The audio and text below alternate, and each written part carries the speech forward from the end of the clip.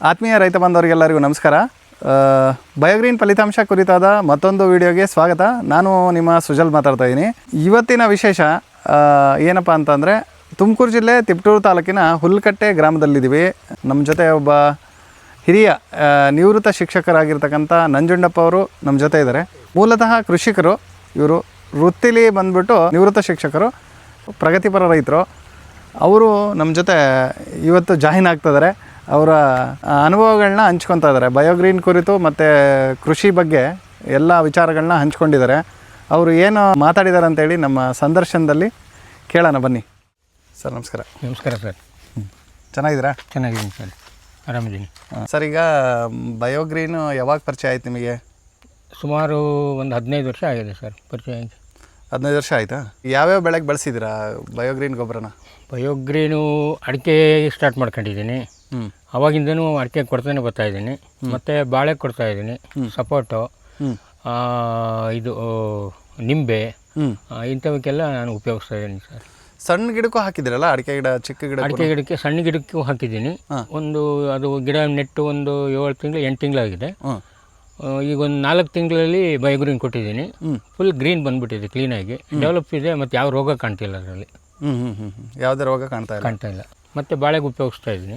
ಬಾಳೆಗೆ ಇದಕ್ಕೆಲ್ಲ ಹಾಕಿದ್ರೆ? ಇದಕ್ಕೆಲ್ಲ ಬಾಳೆಗೆಲ್ಲ ಹಾಕಿದ್ದೀನಿ. ಬೇರೆ ಏನೂ ಉಪಯೋಗಿಸಿಲ್ಲ. ಬಯೋಗ್ರೀನ್ ಬಿಟ್ಟರೆ ಬೇರೆ ಅದೇ ಗಿಡದ ಎಲೆ, ಅದು ಇದು ಸೊಪ್ಪು ಅದರೊಳಗೆ ಟ್ರೆಂಚ್ ಒಳಗಡೆ ಹಾಕಿದ್ದೀನಿ ಅಷ್ಟೇ. ಅದರದ್ದೇ ಸೊಪ್ಪು ಬಿದ್ದಿದೆ? ಎಸ್, ಅದರದ್ದೇ ಎಲೆ ಕಟ್ ಮಾಡಬೇಕಲ್ಲ, ಎಲೆ ಕಟ್ ಮಾಡ್ತೀವಿ, ಅದರೊಳಗಡೆ ಹಾಕ್ತೀವಿ. ಬಯೋಗ್ರೀನು ಸ್ವಲ್ಪ ಪ್ರಮಾಣದಲ್ಲಿ ಬೇವಿನ ಹಿಂಡಿ ಹಾಕಿದ್ದೀನಿ, ಅಷ್ಟು ಬಿಟ್ಟರೆ ಏನೂ ಹಾಕಿಲ್ಲ ನಾವು. ಬೇವಿನ ಹಿಂಡಿ ಸ್ವಲ್ಪ ಹಾಕಿದ್ರಾ? ಸ್ವಲ್ಪ. ಆ ಗಿಡ, ಅಡಿಕೆ ಗಿಡ ನಾಟಿ ಮಾಡುವಾಗ ಸರ್ ಏನು ಹಾಕಿದ್ರಿ ನೀವು? ನಾಟಿ ಮಾಡ್ಬೇಕಾದ್ರೆ ಬಯೋಗ್ರೀನು ಒಂದು 1/4 kg ಅಷ್ಟು, ಒಂದು ಅರ್ಧ kg ಸ್ಥಳಗಡೆ ಇದನ್ನು ಪಾಟು, ಪ್ಲಾಸ್ಟಿಕ್ ಕವರ್ ಕಟ್ ಮಾಡಿಬಿಟ್ಟು ಆ ಪಾಟ್ ಕುಂಡಿಸ್ಬೇಕಾದ್ರೆ ಅದ್ರ ಮೇಲೆ ಕುಂಡಿಸ್ತೀವಿ ನಾವು. ಅದಾದಮೇಲೆ ಒಂದು 3 ಮಂತ್ ಆದಮೇಲೆ ಮತ್ತೆ ಸುತ್ತ ಹಾಕ್ಬಿಡ್ತೀವಿ. ಮತ್ತೆ ಒಂದು 3 ಮಂತ್ ಆದಮೇಲೆ ಈಗೇನು ಹಾಕಿಲ್ಲ, ಅಷ್ಟು ನೀಟಾಗಿ ಗ್ರೀನ್ ಆಗಿ ಹೋಗ್ಬಿಟ್ಟಿದೆ, ಕ್ಲೀನಾಗಿ. ಸರ್ ಅದು ಅವರೇ ಗಿಡ ಅಲ್ವಾ? ಹೌದು, ಅಲಸಂದೆ ಅವರೇ. ರಕ್ಷಿತ್ ಆ ಕಡೆ ಒಂದು ಸ್ವಲ್ಪ ಕವರ್ ಮಾಡು. ಟಿಶ್ಯೂ ಕಲ್ಚರ್ ಸರ್ ಇದು. ಒಂದು 8 ತಿಂಗಳಾಗಿದೆ. 7 ತಿಂಗಳು, 8ನೇ ತಿಂಗಳಿಗೆ ಗೊನೆ ಬಂದುಬಿಡುತ್ತೆ. 8ನೇ ತಿಂಗಳಿಗೆ ಅದರ ಇದಿರೋದೇ 8 ಮಂತಲ್ಲಿ ಬರಬೇಕು ಅಂತ. 8 ತಿಂಗಳಿಗೆ ಬಂದುಬಿಟ್ಟಿದೆ, ಗೊನೆ ಚೆನ್ನಾಗಿ ಬಂದುಬಿಟ್ಟಿದೆ.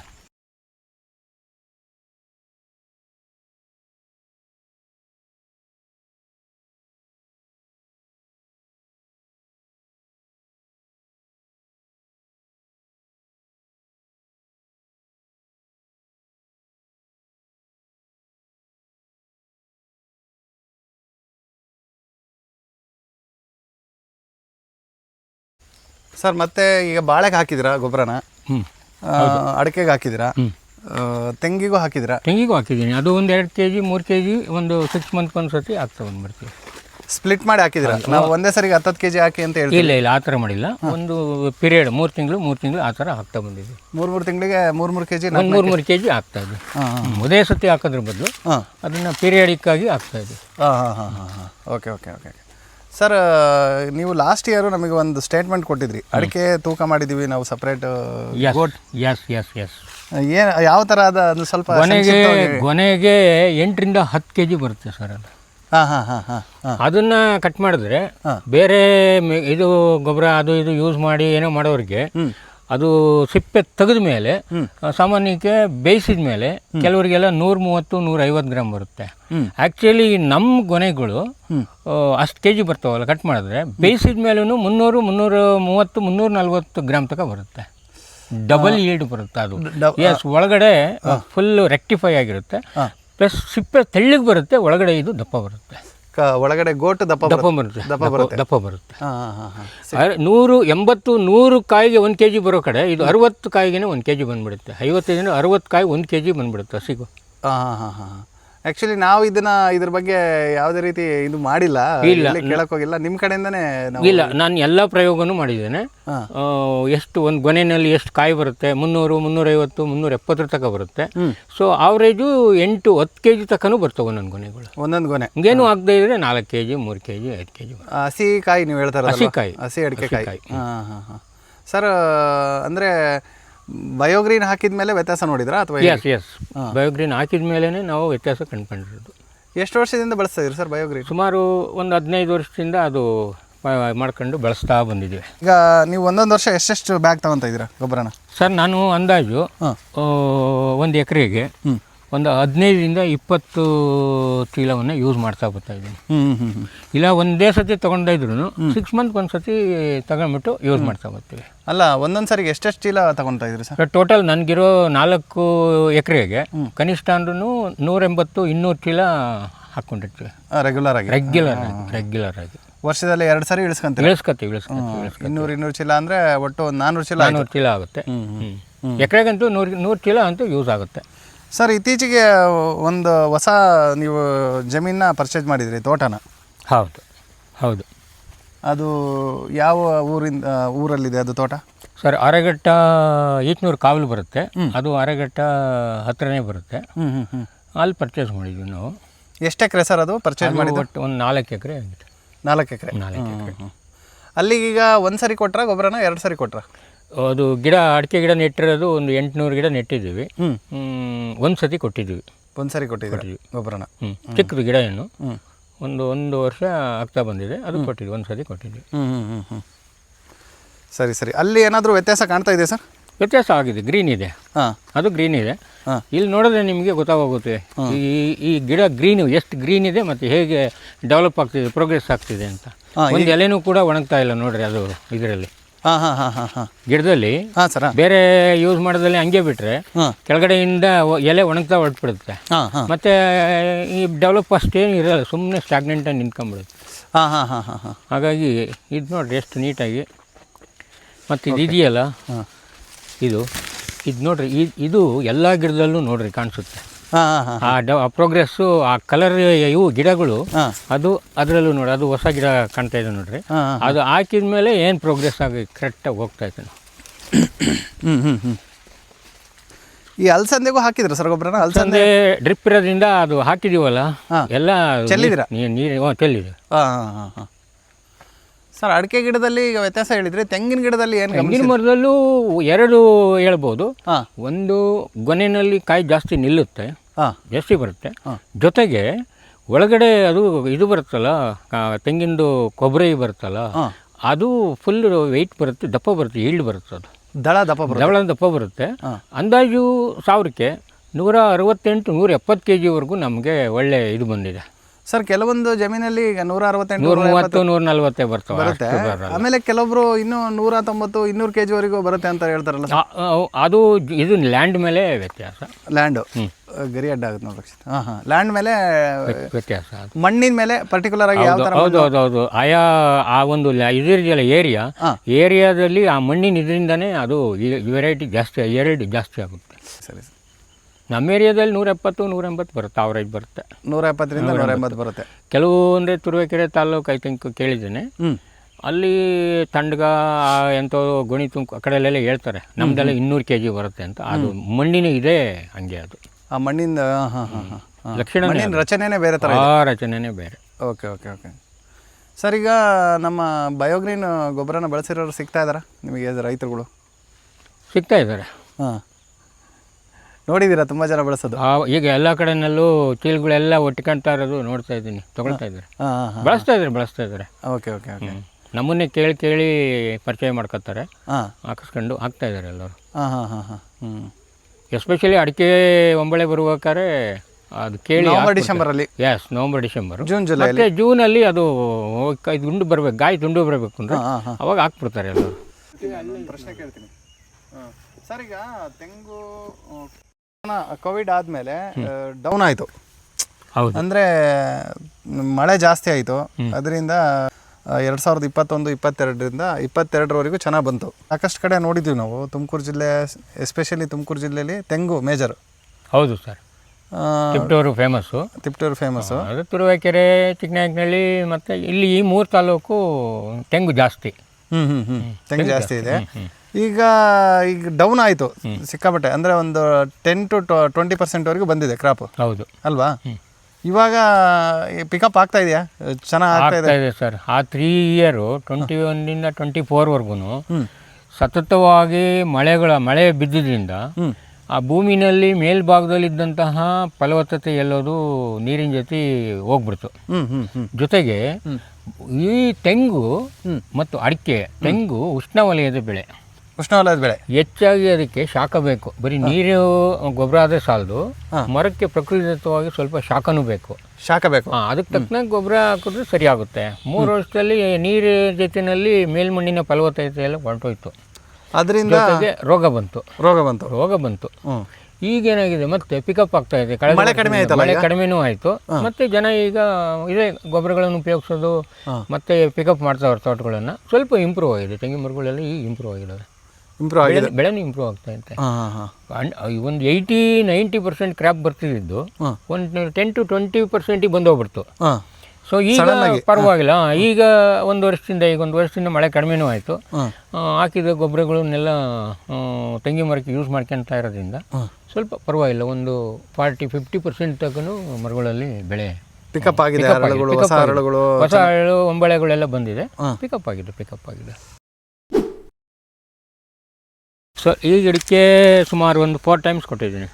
4 ಸರಿ ಕೊಟ್ಟಿದ್ದೀನಿ. ಇದು ಆಕ್ಚುಲಿ 2.5 ವರ್ಷದ ಗಿಡ. ಇದು 2.5 ವರ್ಷದ ಗಿಡ. 6 ತಿಂಗಳಿಗೆ ಒಂದ್ಸತಿ ಕೊಟ್ಟಿದ್ದೀನಿ. ಎಲ್ಲ ಗಿಡಗಳು ಕವರ್ ಮಾಡಿಬಿಡಪ್ಪ, ಅಡಿಕೆ ಗಿಡ. ಲಾಸ್ಟ್ ಟೈಮ್ ನಮಗೆ ಖುಷಿ ಆಗುತ್ತೆ, ವಿಡಿಯೋದಲ್ಲಿ ಕೇಳಿದ್ರಿ ಎಲ್ಲ ಗಿಡನ ತೋರಿಸಿ ಅಂತೇಳಿ. ಎಲ್ಲ ಗಿಡ ಇಟ್ಕೊಂಬ ಹಂಗೇನೆ. ಎಲ್ಲ ಗಿಡನೂ ಕವರ್ ಮಾಡು ಸರ್. ಈಗ ಎಷ್ಟೆಷ್ಟು ದೂರ ಕೊಡ್ತಾ ಇದ್ರಿ ಸರ್ ಗೊಬ್ಬರ? ಗಿಡದಿಂದ 1-1.5 ಅಡಿಯಿಂದ ದೂರ ಆಗ್ತೇವೆ.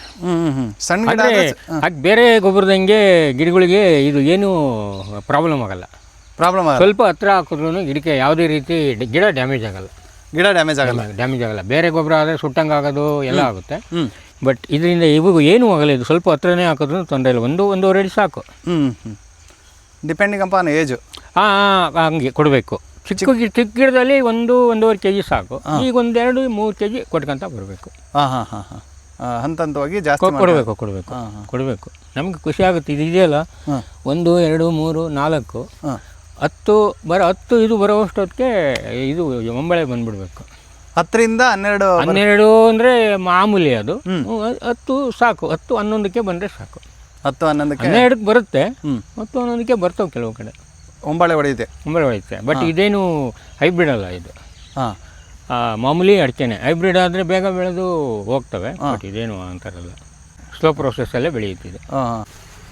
ಬಟ್ ಗಿಡ ಹೆಲ್ತಿ ಆಗಿರ್ತವೆ.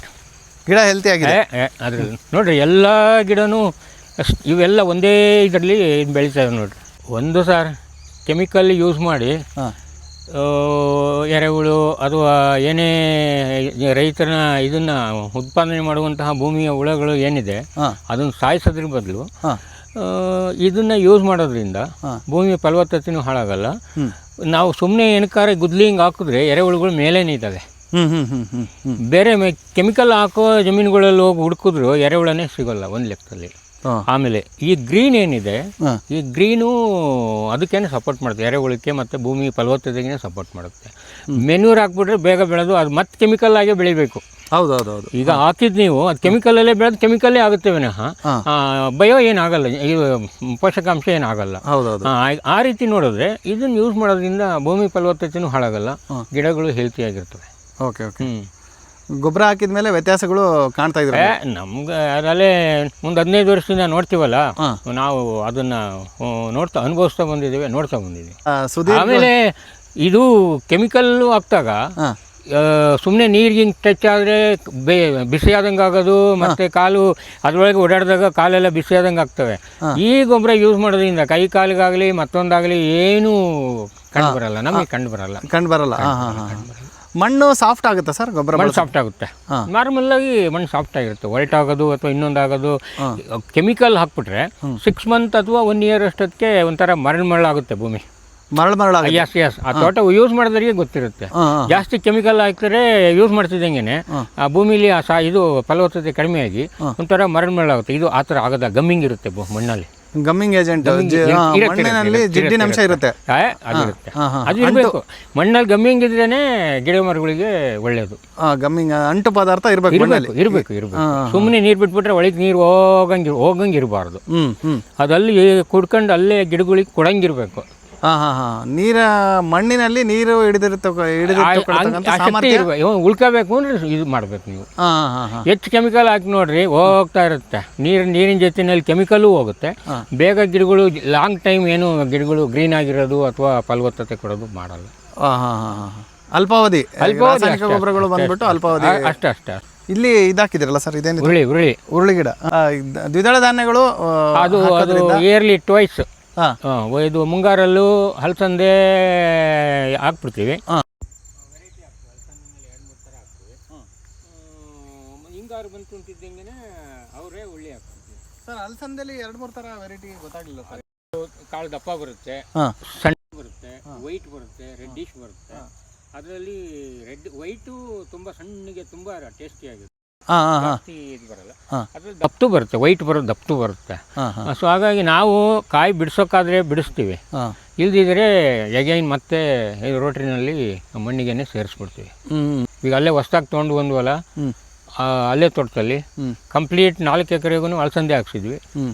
4 ಕ್ವಿಂಟಲು ಅಲಸಂದೆ ಆಯಿತು, 1.5 ಕ್ವಿಂಟಲ್ ಹೆಸರು ಕಾಳು ಆಯಿತು, 1.5 ಕ್ವಿಂಟಲ್ ಉದ್ದಿನ ಕಾಳು ಆಯಿತು. ಪೂರ್ತಿ ಬಯೋಗ್ರೇನೇ, ಅದು ಇನ್ನೇನೂ ಹಾಕಿರಲಿಲ್ಲ ನಾವು. ಪೂರ್ತಿ ಬಯೋಗ್ರೇನೇ ಅದು, ಪೂರ್ತಿ ಬಯೋಗ್ರೇನೇ ಅದು. ಓಕೆ. ಪರ್ಟಿಕ್ಯುಲರ್ ಆಗಿ ಬಯೋಗ್ರೀನ್ನ ಹಾಕಿ ಪರೀಕ್ಷೆ ಮಾಡಿದ್ವಿ ನಾವು ಸರ್, ಮಾಡಿದ್ವಿ. ಮಾಡ್ತಾನೂ ಬಂದಿದ್ದೀವಿ, ಮಾಡ್ತಾನೂ ಇದೀವಲ್ಲ, ನೋಡ್ತಿರಲ್ಲ, ಮಾಡ್ತಾನೂ ಇದ್ದೀವಿ ನಾವು. ಓಕೆ. ಖುಷಿ ಆಗುತ್ತೆ ನಮಗೆ. ಇಲ್ಲ ಚೆನ್ನಾಗಿ ಒಳ್ಳೆ ಹೆಲ್ತಿ ಆರೋಗ್ಯವಾಗಿದೆ. ಆರಾಮ್. ನಮ್ಮ ಅನುಭವದಲ್ಲಿ ಬಳಕೆ ಮಾಡಿದ್ದೀವಲ್ಲ ಸರ್, ನಾವು ಬಳಸ್ಬೋದು. ಓಕೆ. ಬಳಸ್ಬೋದು. ಅದು ಬಳಕೆ ಮಾಡೋ ವಿಧಾನ ಗೊತ್ತಿರ್ಬೇಕು ಅಷ್ಟೇ. ಸುಮ್ಮನೆ ಯಾವಾಗಲೂ ಹಾಕೋದು. ಈಗ ಅಡಿಕೆ ಅಂದಮೇಲೆ 2 ಟೈಮ್ಸ್ ಅದು ಒಂಬಳೆ ಹೊಡಿಯೋಕ್ಕೆ ಕೊಡಲೇಬೇಕು ನಾವು. ಹೌದು. ಮತ್ತು ಕಾಯಿ ಅದು ಇದು ಬರಬೇಕು ಅಂದರೆ ಈಲ್ಡ್ ಬರಬೇಕು ಅಂದರೆ ಮತ್ತೆ ಜೂನಲ್ಲಿ ಕೊಡಲೇಬೇಕು. ಅದು ಜೂನಲ್ಲಿ ಕೊಟ್ಟರೆ ಜುಲೈ ಆಗಸ್ಟಲ್ಲಿ ಅದು ದಪ್ಪ ಬರುತ್ತೆ. ಯಾವ ಟೈಮಲ್ಲಿ ಗೊಬ್ಬರ ಹಾಕೋದಕ್ಕೆ? ನವಂಬರು ಈಗ ಹಾಕಬೇಕು. ಇವಕ್ಕೆ 2 ಟೈಮ್ಸ್ ಹೆಂಗೆ ಬೇಕಾದ್ರೂ ನಡೆಯುತ್ತೆ. ಸ್ಟಾರ್ಟ್ ಆದಮೇಲೆ ನವಂಬರಲ್ಲಿ ಮತ್ತು ಜೂನಲ್ಲಿ ಹಾಕಲೇಬೇಕು. ಈಗ ಸಪೋಸ್ ನಾನು 40 ಮರಕ್ಕೆ 544 kg ಅಡಿಕೆ ತೂಕ ಬಂದಿದೆ. 40 ಮರಕ್ಕೆ 544 kg ತೂಕ ಬಂದಿದೆ. ಒಂದೊಂದೇ ಗೊನೆ ಕಟ್ ಮಾಡಿರೋದು, ಏನು ಜಾಸ್ತಿ ಕಟ್ ಮಾಡಿಲ್ಲ.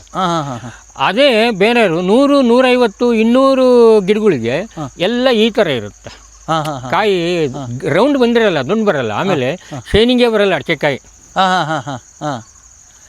ಬಯೋಗ್ರೀನ್ ಹಾಕಿದ್ಮೇಲೆ ನೀವು ಶೈನಿಂಗ್ ಒಂದು ತೂಕ, ಒಳಗಡೆ ಇದು ಉಂಡೆ ದಪ್ಪ ಬರುತ್ತೆ. ಉಂಡೆ ದಪ್ಪ ಬರುತ್ತೆ, ಮೇಲ್ಗಡೆ ಸಿಪ್ಪೆ ತೆಳ್ಳಗೆ ಬರುತ್ತೆ.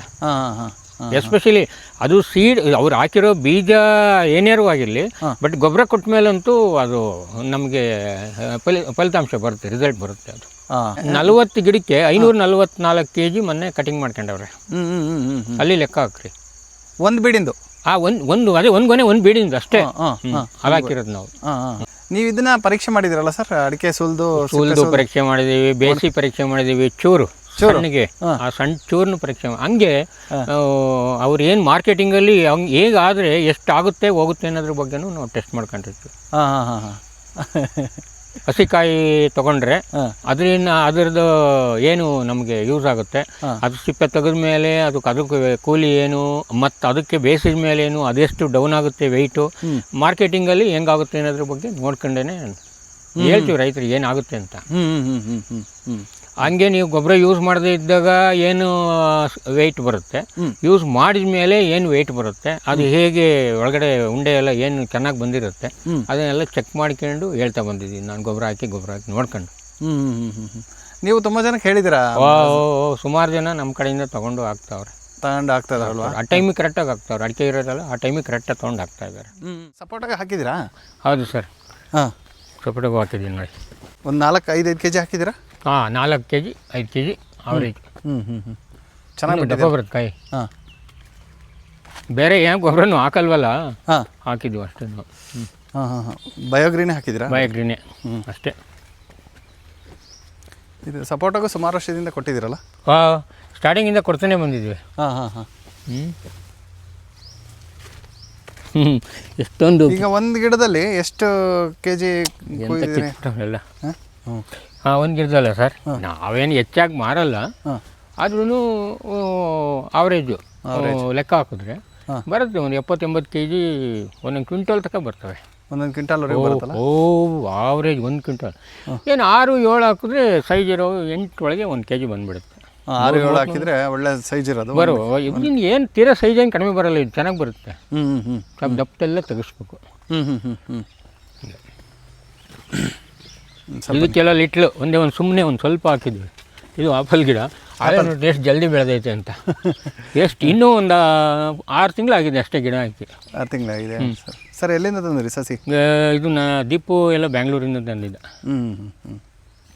ಅಲ್ಲೇವರೆಗೂ ಗ್ರೀನು ಸರ್, ಜಮೀನು ತಳಗೆ ಮಾಡ್ಕ.